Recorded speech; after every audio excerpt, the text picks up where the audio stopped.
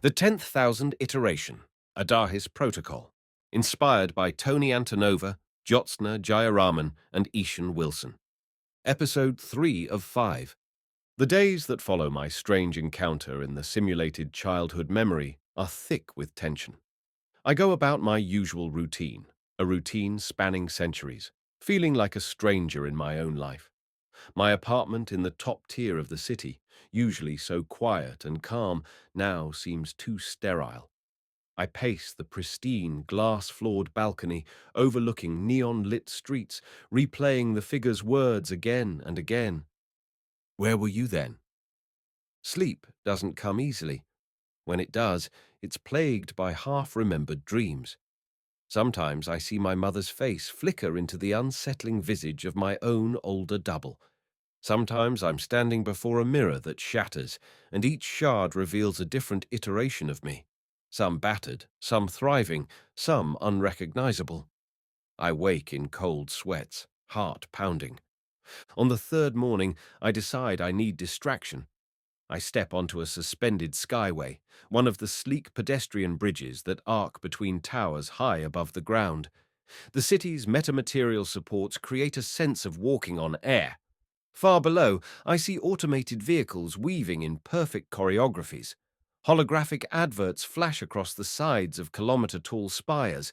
And I recall a time, centuries ago, when I first saw an electric car and thought it was the height of technology. I wonder if I'm the only one in this city who remembers that time firsthand. Probably yes.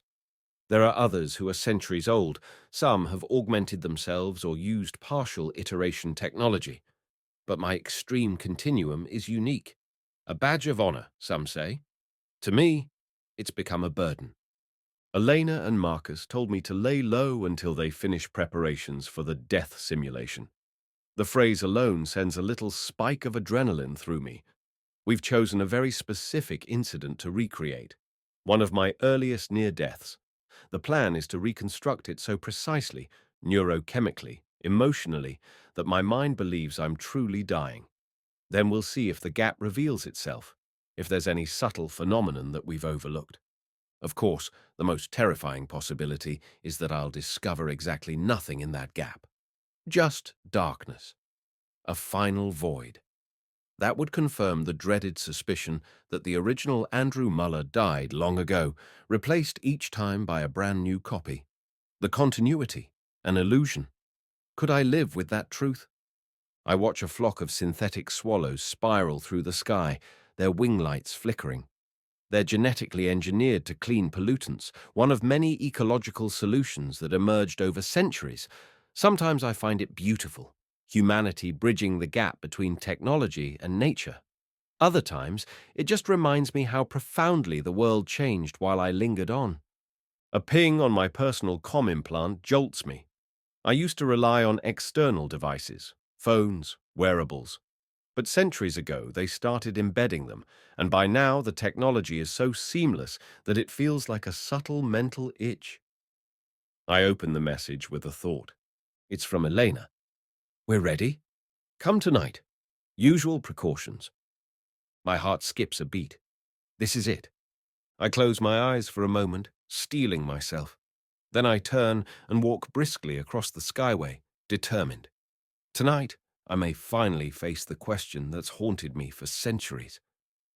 I arrive at the hidden lab a few minutes before midnight, slipping through a dilapidated doorway in the old quarter. The same route as before, down the narrow corridor, through the disguised hatch, then the security door that recognizes my biometrics. I descend a cramped spiral staircase into the basement level, my footsteps echoing. Marcus stands at the bottom to greet me, wearing the same worn jacket he always does. His eyes glint with subdued excitement. Andrew, he says, subdued. Elena's already in the main chamber. You ready? I guess I have to be, I reply, my mouth dry. I follow him into the anteroom, where bright overhead lights reveal an array of equipment laid out on tables. Some I recognize: neural patches, intravenous nutrient lines, resonance amplifiers. Others look more ominous: metallic headsets bristling with sensor filaments, an entire sealed container labeled emergency cardiopulmonary stabilizer. Marcus notices my stare. "We have to keep you safe," he says softly, patting the stabilizer's case. "If your body actually goes into shock, we'll bring you back. But the whole point is to trick your mind into a death event." He shrugs, letting the unsaid parts hang in the air, that we're treading a fine line between simulation and real danger. Elena emerges from the lab's inner door, lab coat draped over her shoulders. She looks exhausted, dark shadows under her eyes, hair in a messy bun, but when she sees me, she musters a smile. "You made it," she says, voice a touch unsteady. "We've done everything we can to replicate that day." I swallow hard. "Which day did you settle on?" Her gaze flicks to a datapad. "We're focusing on your documented near-fatal accident in late 21st century, when you were in a Martian shuttle that depressurized. Medical logs show you were clinically dead for nearly 3 minutes before the rescue team stabilized you. It was the 7th time your life was saved by iteration technology." Memory stirs within me. Glimpses of scarlet dust storms, the battered shuttle hull cracking, the sudden, horrifying hiss of air escaping. My ears popping, chest constricting. Then darkness. I was told I died en route to the colony medbay, only to be revived with cutting-edge regrowth techniques. The logs say I was rebuilt, so to speak, but I never remembered the actual moment of death. After the fact, everything was a haze. "All right," I manage. "Let's do it." Marcus and Elena exchange a look. Marcus begins prepping the immersion chair, double-checking the neural interface. Meanwhile, Elena ushers me to a side station where she draws a small blood sample. She scans it with a handheld device, verifying my metabolic baseline. "We'll administer a mild sedative to help lull your body into a near-unconscious state. Then the simulation will do the rest," she explains. I nod, trying to suppress a quiver in my hands. I lower myself into the immersion chair, the same one that helped me relive childhood memories. This time, though, the procedure will push me to the brink of actual shutdown. There's a pang of fear. If something goes wrong, if the stabilizers fail. But I force myself to breathe slowly. I chose this. I have to see it through. Eleanor fits the neural mesh over my head, smoothing the contact nodes onto my scalp. Marcus sets up the sedation line in my arm. He glances at me. "We'll monitor your vitals constantly. If your heart drops below a threshold, we pull you out and resuscitate you. No exceptions." "Understood," I say, voice tight.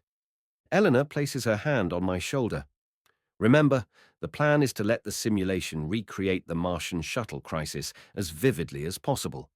We expect your mind to believe it's real. Maybe at the brink, you'll sense whatever that in-between is. We'll watch. If your readings spike, we'll do everything necessary to keep you safe." My pulse thrums in my ears. "Do it!" Marcus injects the sedative, and within moments, a dreamy heaviness seeps into my limbs. My eyelids droop, and the lab around me seems to recede. I hear the hum of the resonance amplifier, then Elena's voice. Starting the memory sequence. "Good luck, Andrew." Darkness. Then, gradually, shapes coalesce, as though I'm opening my eyes in a new reality. I'm strapped into a seat inside a cramped shuttle cabin. The hiss of oxygen recirculators is loud in my ears. The walls are a dull grey metal, scuffed from wear. Through a small porthole, I see the ochre horizon of Mars stretching endlessly beneath a thin pinkish sky. My breath catches in my throat. I remember this. We're descending, probably on final approach to Valles Marineris City. I was traveling for a routine supply run, or so I thought. Across from me is a fellow passenger, a woman wearing a half-broken helmet. She looks tense. The pilot's voice crackles over the intercom. "We've got atmospheric turbulence. Hang tight." Suddenly, the shuttle lurches. I hear metal groaning. Warning lights flash red on the overhead panels. My seat restraints cut into my shoulders as the craft shudders violently. Then a deafening bang. The hull tears open. A rush of air explodes outward. Alarm klaxons howl in my ears. Panic floods me. My mind insists it's real. My lungs struggle for oxygen that isn't there. I see the woman across from me clinging to her seat, her eyes wide with terror. Her lips move, but there's no sound, just the roar of decompression. A moment later, she's yanked from her seat by the gale-force suction, tumbling into darkness. My vision blurs, chest burning. The shuttle's rotation is dizzying. I'm pinned against the cabin wall, my harness twisted. Sparks flicker from broken control panels. The pilot's words come through in frantic bursts. "Lost integrity! Pull up!" Then static. Everything is chaos. I feel my consciousness flicker on the edge of blacking out. The hull is open to the Martian sky. We must be losing altitude, or maybe spinning out into the upper atmosphere. My sense of direction is gone. I just know I can't breathe. My lungs convulse. Pain stabs my chest. This is it. This is how it felt. In the real event, I must have lost consciousness. Died. I can barely see, everything turning grey at the edges. My eardrums pop painfully. My blood is pounding in my temples, slower and slower. Then absolute stillness. Am I dead? Wait. I sense the simulation continuing. There's a frantic swirl of shapes, but they're all distant. I think I feel the impact of the shuttle hitting the ground, or maybe it's the rescue team pulling me out. I'm not sure. My thoughts are unraveling. Suddenly, a shift. A fleeting image of a medical bay, bright lights, silhouettes leaning over me. A mechanical voice. Cardiac arrest. Charge the paddles. Then I'm yanked away, tumbling into emptiness. The memory is fracturing, exactly as it must have the first time. But this time, I keep a sliver of awareness. I'm still here. Where am I? There's no sense of air or temperature or light, just a profound black void. It's nothing like the comforting dark of closed eyes. This is a space of absence, raw and infinite. My heart should be hammering with panic, but I can't feel my heart. I can't feel my body at all. I only have my mind floating in the emptiness. A whispering voice echoes. Andrew. My breath, if I still have breath, catches. Who's there? You're not supposed to be here, the voice says, resonating in the darkness. It reminds me of the figure from my childhood memory, the older version of me. I turn, or think I turn. It's unclear with no reference point. Sure enough, a shape condenses out of the void, faintly luminous. That same silhouette, tall, slender, and wearing an expression that's simultaneously my own and yet impossibly foreign. You, I stammer. My voice is hollow, as if spoken inside my mind alone. What is this place? It's the space between your old body and the new, it murmurs. Its tone is dispassionate, almost curious. You're reliving your shuttle crash. In reality, that day, you died. And for a moment, this moment, you drifted here, unanchored. I feel a surge of terror. You mean, this is the gap? The actual gap between iterations? The figure's eyes glimmer, in a manner of speaking. Though you forced your way here artificially through a memory reconstruction, the real moment was lost centuries ago. I recall Elena's plan, to replicate the near-death so exactly that my consciousness might revisit the hidden boundary. It seems to have worked. Too well. My mind is screaming that I should be back in the lab, that this is all a controlled simulation, but I can't sense any link to that place. I glare at the figure. If you represent me, or some aspect of me, then why the cryptic warnings? Why appear now, after thousands of years? It glides closer, studying me with a tilt of its head. Because you're finally asking the question you've been avoiding. You want to know if the Andrew Muller, who existed at the moment of your first death, is truly the same Andrew Muller who stands alive today. Pain lances through me, an existential ache. Yes, I say. I want to know if the continuity is real. The figure's expression almost softens. Continuity is a story you tell yourself to survive, but it might not be the entire truth. I grit my teeth. What does that mean? Are you saying each version of me is a separate consciousness? It doesn't answer immediately. Instead, it raises a hand, and the darkness around us ripples like disturbed water. Images form in the black space, fleeting visions of my many deaths, drowning during a freak colony flood on Europa, crushed by falling debris during an orbital war, succumbing to a degenerative disease on Earth. Each time, I see myself at the brink, my body failing, and then a flash of some advanced medical procedure, the AI reconstructing my tissue, forging a new vessel. My chest constricts. I remember all those times, but I always believed I woke up the same person, just repaired. And maybe you did, the figure concedes. Or maybe every time Andrew Muller died, and the system spun up a fresh consciousness that believed it was you.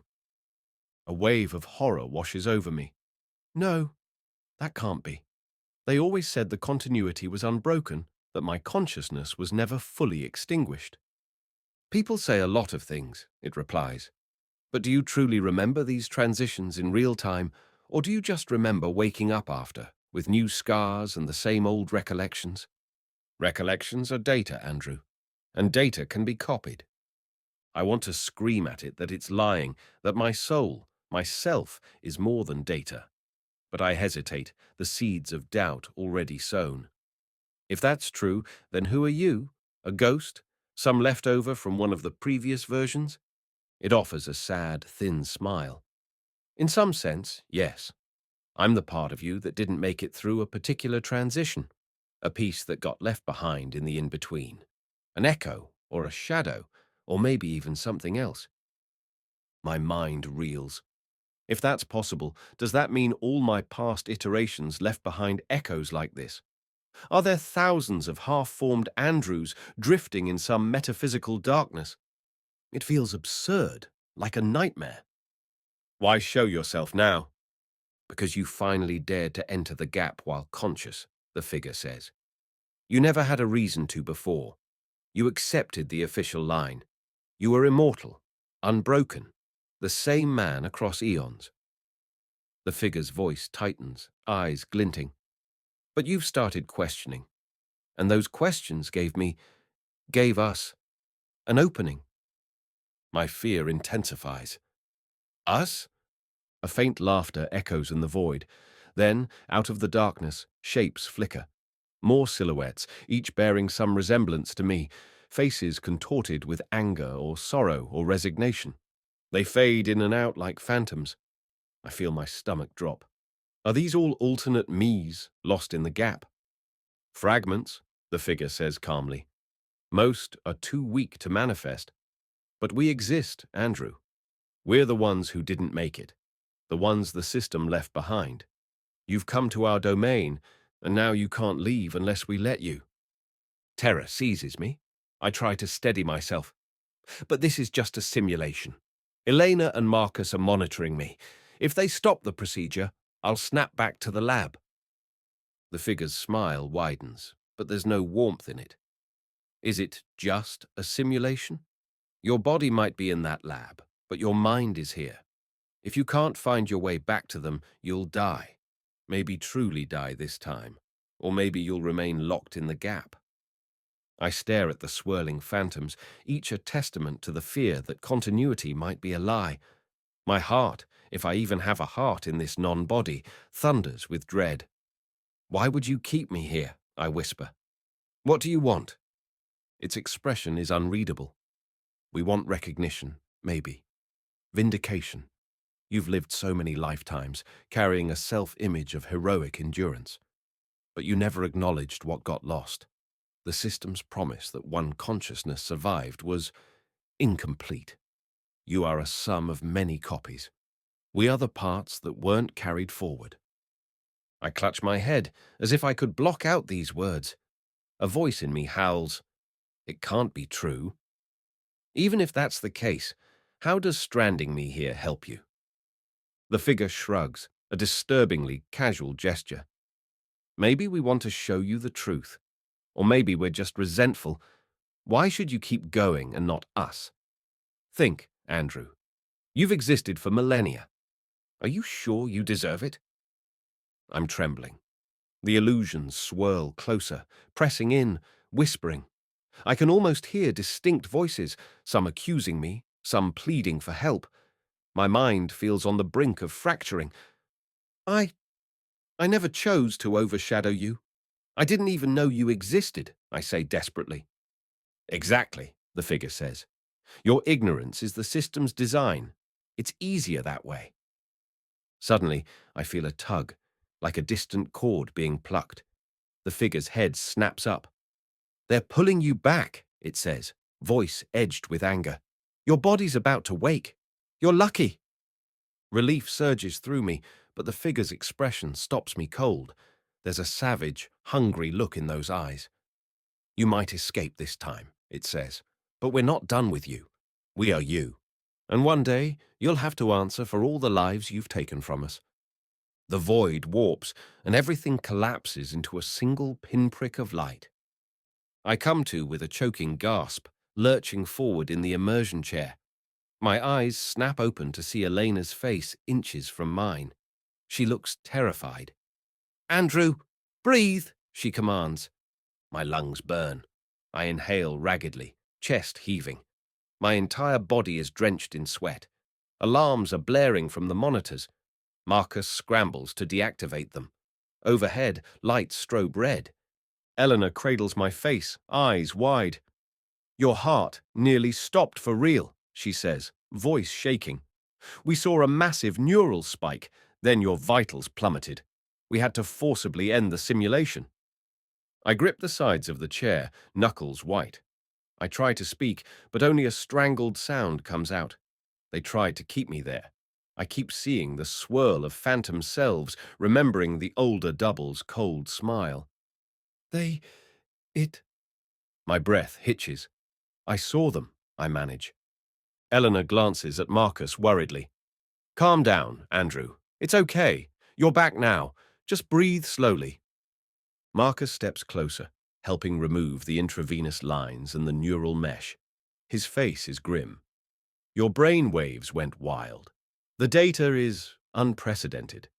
It was as if your mind was in a feedback loop, not just re-experiencing the memory, but going somewhere else, someplace beyond the simulation itself.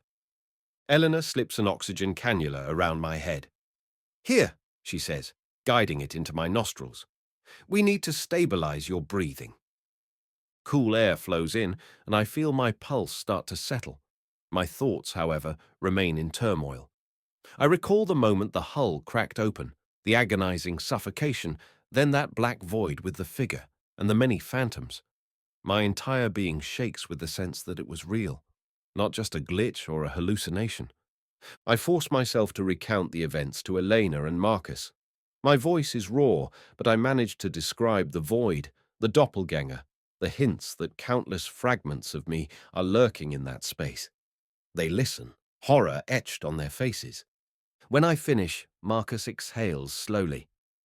That's staggering, he murmurs. It suggests there could be an actual phenomenon, some intangible domain, where consciousness might linger, even as your body transitions. Eleanor rubs her temples, eyes shut.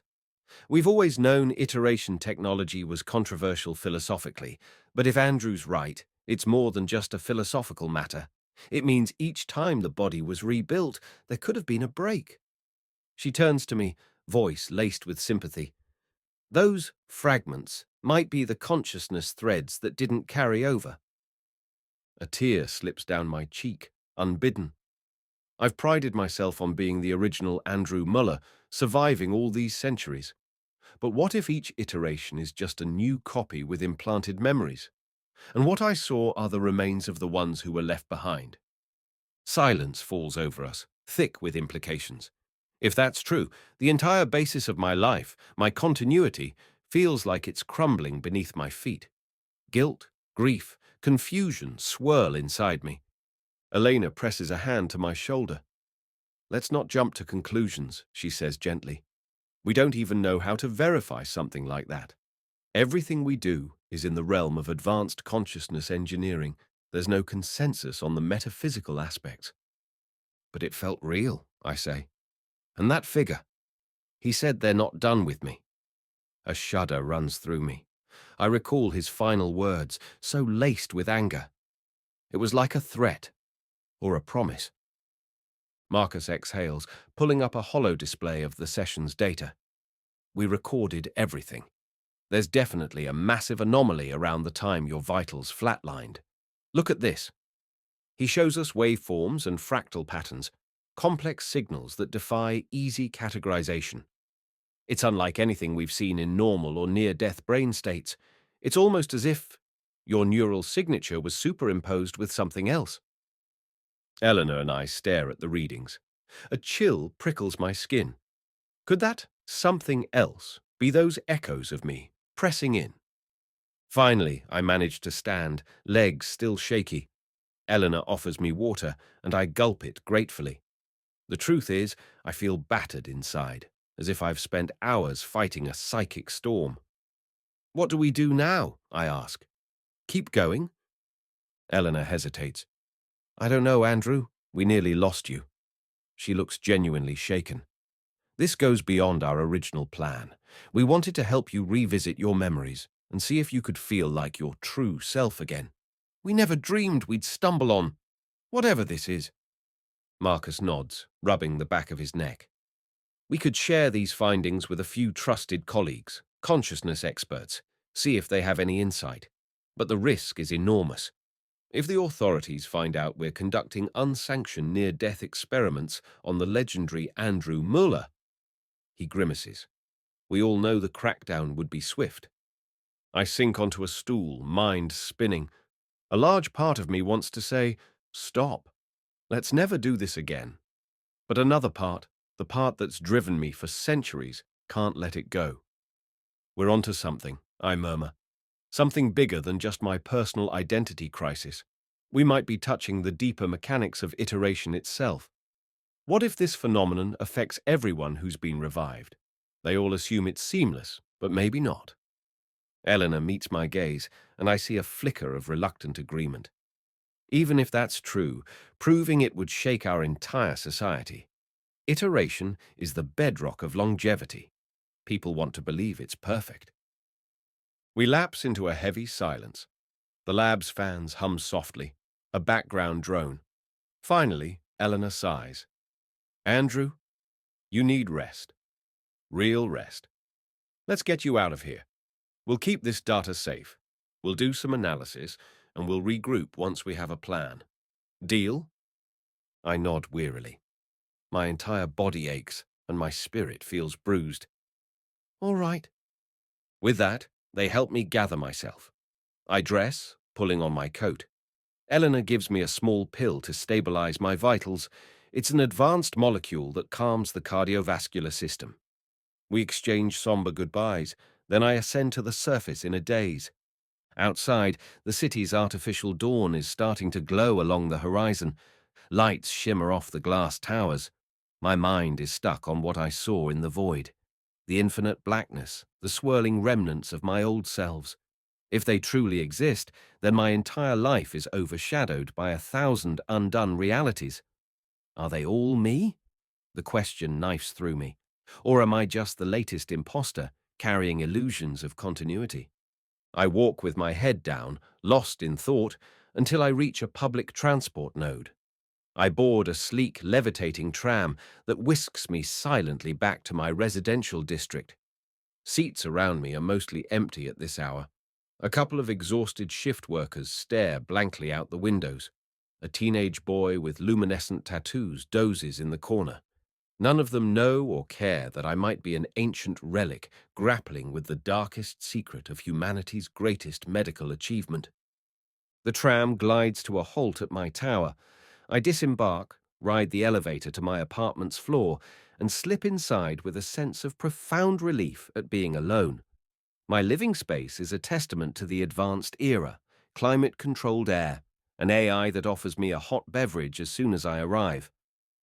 Tea? It asks in a gentle, synthesized voice. Yes, please, I mutter, dropping onto the couch. A few minutes later, I cradle the steaming mug, staring out the floor-to-ceiling window. Far below, the city hums with activity. I recall my mother's face, The protests in the old 21st century vantage, the illusions of safety. And I recall the shock of that figure's words in the memory, "We are the ones left behind." When I finally manage to get some sleep, it's restless, but at least there's no immediate haunting from my shadow self. Days pass. Eleanor sends me encrypted updates. She and Marcus are poring over the data, but the anomalies remain baffling. She warns me that continuing direct near-death simulations might be too dangerous. "I'm not going to let you die on my watch," she writes. "We need a different approach." I feel a mix of frustration and relief. My desire to understand remains, but my fear is strong too. Could I face that void again? There's also the looming possibility that the fragments might intrude upon my consciousness even without me diving. Now that we've opened the door, I'm afraid they might come through at any moment. Meanwhile, I start researching my own iteration history. That means accessing archives scattered across Earth's data vaults and external colonies. Officially, the details of each revival are in the public record, but in practice, they're scattered, incomplete, or hidden behind bureaucratic firewalls. I comb through countless medical logs, trying to find any hint of unusual phenomena. One evening, I stumble on a partial record from my 53rd iteration, an obscure document referencing transient neural desynchronization during the re-upload process. There's a mention of a top-secret AI subroutine used to smooth over discontinuities. My heart races. Discontinuities. Could that be code for the gap? The file ends abruptly, as if someone sealed the rest. I decide to confront the caretaker network, those officials who have managed my iterative journey for centuries. They're the ones who ensure I get the best medical care whenever I'm near death, who keep the public convinced I'm a symbol of unbroken human potential. Perhaps they know more than they admit. I submit a formal request for my full iteration logs, citing personal curiosity. Days later, a polite official from the caretaker network responds with a standard, "Your request cannot be honored at this time. Certain historical records are classified under Interplanetary Security Act 7462, Section 9, the digital equivalent of a locked door." Infuriating. So they're hiding something. Are they worried that I'll discover a secret flaw in the technology? Or do they suspect that entire aspects of iteration are shrouded in half-truths? My frustration grows, as does my conviction that I need direct answers. In my old haunts around the city, cafes, halls of learning, and art pavilions, I sense an undercurrent of tension. Society is thriving, yes, but I overhear talk of renewed conflicts in the asteroid belt, resource disputes, and rumors that advanced consciousness manipulations are being tested by corporate conglomerates. People talk in hushed tones about subliminal reprogramming. I can't help but wonder if my iterative continuity was also a testbed for something. It's nearly 2 weeks after the near-death simulation that Elena pings me urgently at dawn. "Andrew, come to the lab immediately. We've found something." My stomach drops at her tone. She sounds rattled. I rush across the city, wearing the same battered coat I used in the protests centuries ago. Somehow I kept it as a relic. The memory of that younger Andrew still warms me, even as I chase a truth that might annihilate the identity I've clung to. When I arrive at the lab, Elena and Marcus are waiting, tension evident in their postures. The place is lit only by the glow of holoscreens, casting shifting reflections on the walls. "What's going on?" I ask, breathless. Eleanor doesn't waste time. She beckons me over to a console. It displays a dense web of brainwave patterns, some from our near-death experiment, others from earlier sessions. "We've been analyzing your entire recorded neural data," she says. "Look." She zooms in on a specific portion, highlighting a fractal-like shape in the waveform. "These anomalies appear not just in your Martian shuttle meltdown, they're also present in microbursts during your childhood regressions and even in the 21st century vantage." Marcus adds, "It means that the same signature, the same presence, may have been manifesting across multiple sessions. We just didn't see it before." My skin crawls. So that figure, that entity has been lurking in all my memories. It appears so, Eleanor says, her voice tight, in faint echoes. It's like a hidden layer piggybacking on your normal brain activity, only surfacing during moments of extreme emotional stress. She glances at me. We suspect it might be actively watching you all the time. A chill runs down my spine. Watching me from where? Marcus shakes his head. We don't know. Could be some aspect of your psyche, or something embedded in your iteration technology, or something else. Either way, it's not just a fluke from the near-death scenario. It's deeper.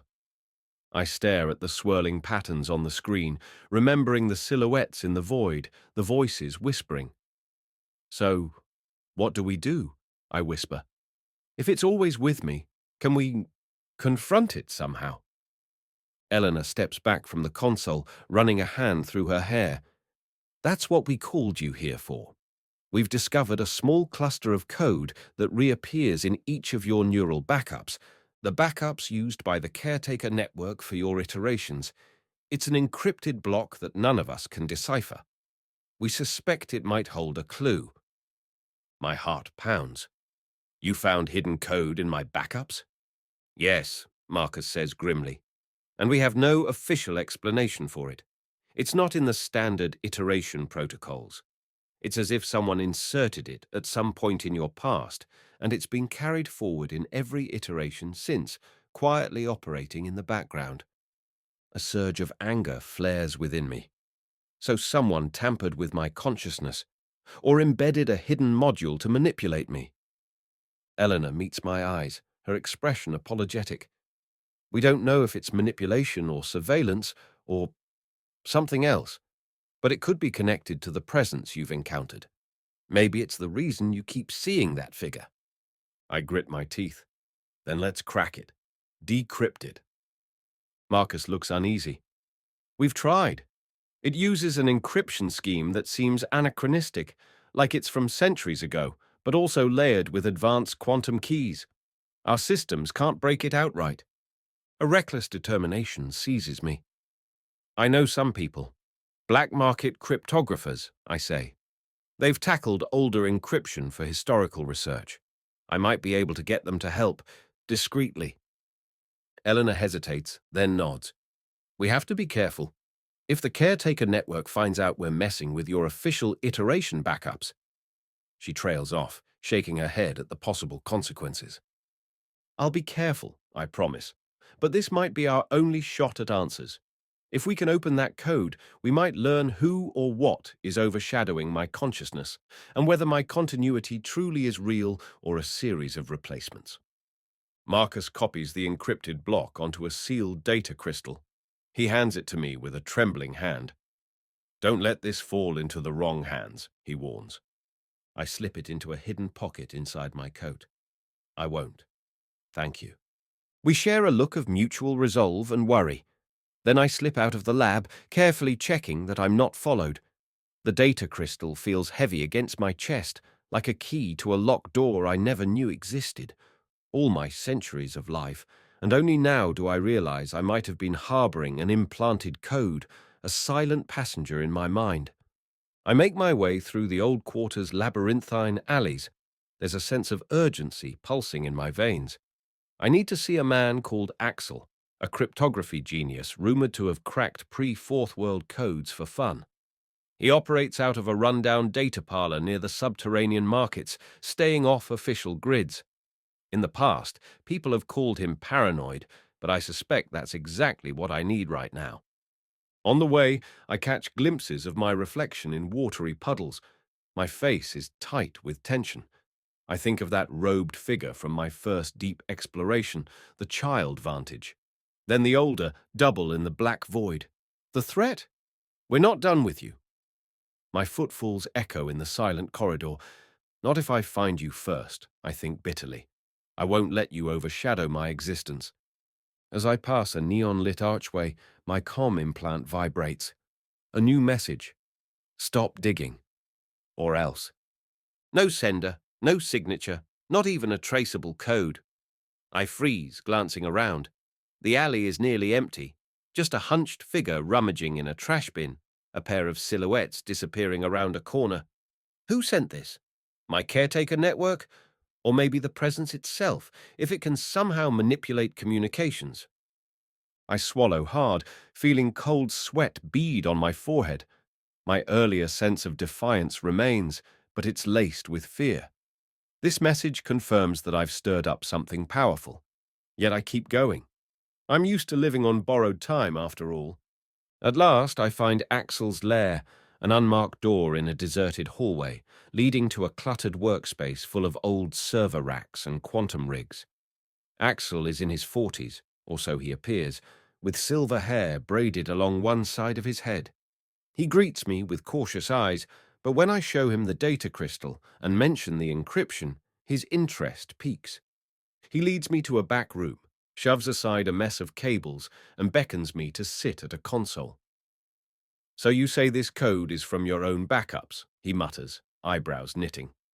"You do realize how illegal it is to access caretaker-coded iteration data?" "I do," I reply, swallowing. "Will that be a problem?" Axel smirks. "Illegal is my day job.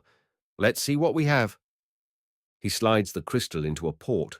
A flurry of text scrolls across multiple monitors. I watch anxiously, arms folded tight, as he initiates various decryption algorithms. Now and then, he frowns, scratches his chin, tries a new approach. Minutes stretch into hours. Finally, he exhales in frustration, leaning back. There's a weird layering here. Something about it, almost like it's booby-trapped. Each time I peel back one cipher, another emerges. And they're not all standard.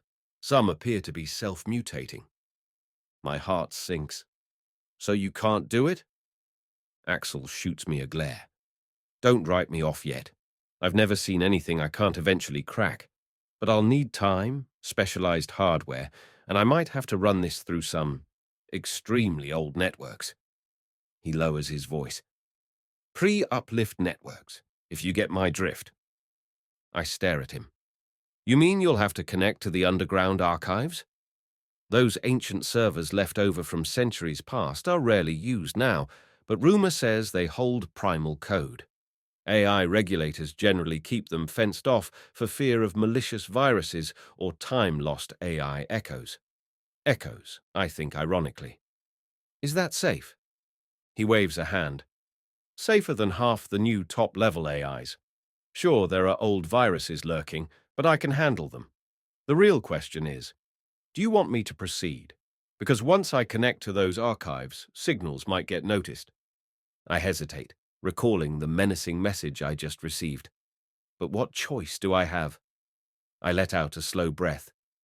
"Do it. But be very careful. Let me know the moment you make progress." Axel nods, pulling up a battered old keyboard. "Understood. Might take me a few days, might take me weeks, but I won't stop until I've cracked it or proven it uncrackable." I stand to leave, sliding him a credit token worth more than most people make in months. "For your discretion," I say, voice tight, "and your skill." He slips it into a pocket, eyes glinting. "You'll get your money's worth. Now go, unless you like the smell of ozone and old circuits." I offer a tense smile, then step out into the hallway. My mind swirls with the possibilities.